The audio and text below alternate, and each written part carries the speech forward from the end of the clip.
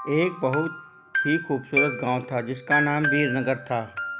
यहाँ सभी लोग खुशी खुशी रहा करते थे। गांव के सभी कुछ अच्छा चल रहा था। इसी बीच अमेरिका से एक फैमिली अपने पुश्तैनी घर में रहने आती है। उस परिवार में पति पत्नी और उसका छोटा सा बेटा थे जो अपने हवेली में रहने आए थे। सभी के गांव आते ही गांव वालों में खुशी की लहर दौड़ पड़ी, क्योंकि यह फैमिली कोई नहीं बल्कि इसी गांव के रहने वाले एक पुराने जमींदार की थी और गांव वाले उनकी बहुत इज्जत करते थे। सब कुछ ठीक ठाक चल रहा था, लेकिन अचानक एक दिन इस परिवार के बच्चे की तबीयत बिगड़ने लगी। सभी को लगता था कि मौसम परिवर्तन का असर हुआ होगा, लेकिन बात कुछ और ही थी। धीरे धीरे लड़के का चेहरा नीला पड़ने लगा। आनन फानन में परिवार ने डॉक्टर को बुलाया और डॉक्टर को कुछ समझ नहीं आया तो उसके पास ही बने एक हॉस्पिटल में स्वास्थ्य परीक्षण के लिए आमंत्रित किया गया, ताकि बच्चे की बीमारी का पता लगाया जा सके। परिवार ने डॉक्टर की सलाह के अनुसार हॉस्पिटल जाना जरूरी समझा। सारे परीक्षण होने के बाद भी कुछ हासिल नहीं हुआ। जैसे ही परिवार गांव पहुंचा तो गांव में कुछ बुजुर्गों ने बच्ची की हालत देखकर उसे ओझा के पास जाने को कहा।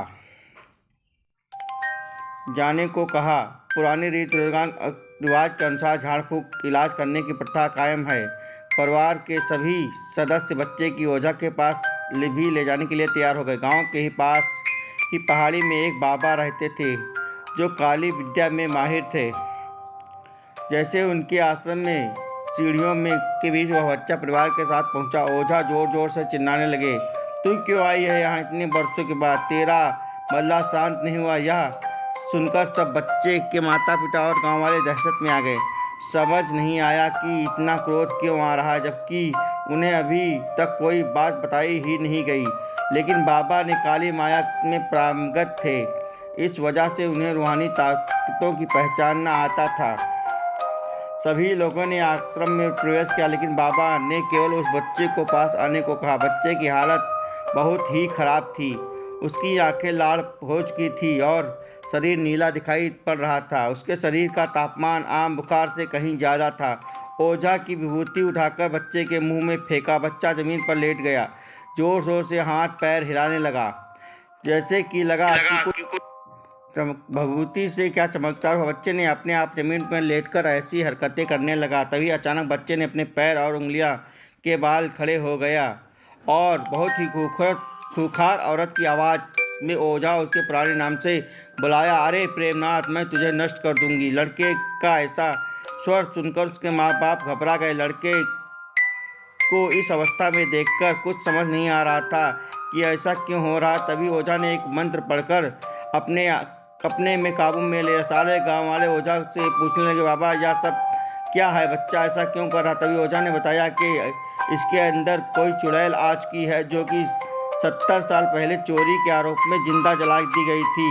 उसे ऐसी सज़ा देने वाले और कोई नहीं बल्कि बच्चे के दादा थे, और वह चुड़ैल अपना बदला लेने के लिए आई है, क्योंकि वह गर्भवती अवस्था में जिंदा जली थी और उसके कोख में पल रहा मासूम बच्चा भी जल गया था। इसी वजह से वह वंश को बच्चे का दर्दनाक मौत देना चाहती थी, ताकि उसका बदला पूरा हो सके।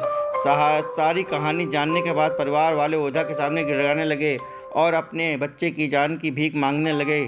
तभी ओझा ने अपने घोर तपस्वी शक्ति और मंत्र उच्चारण करके चुड़ैल को मासूम बच्चे से बाहर निकाल दिया। कुछ ही क्षणों में बच्चा सामान्य हालत में आने लगा। सभी लोगों को लगा कुछ हमेशा के लिए सब ठीक हो गया, लेकिन यह तो एक शुरुआत थी।